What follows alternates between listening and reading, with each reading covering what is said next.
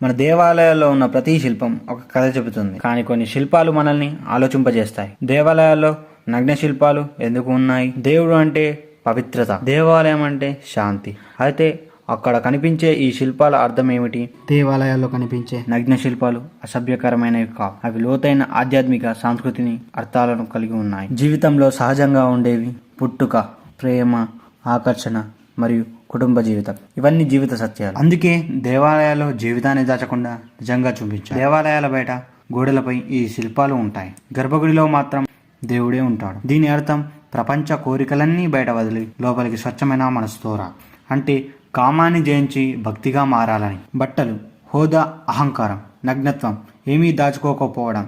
చాలామంది మహర్షులు బట్టలు లేకుండా జీవిస్తున్నారు. అహంకారం, లోభం లేకుండా ఉన్నారు. కామం, ఆకర్షణ చెడ్డది కాదు, కానీ అది నియంత్రణలో ఉండాలి. కానీ ప్రాచీన ఆలోచన చెడు ఉద్దేశమే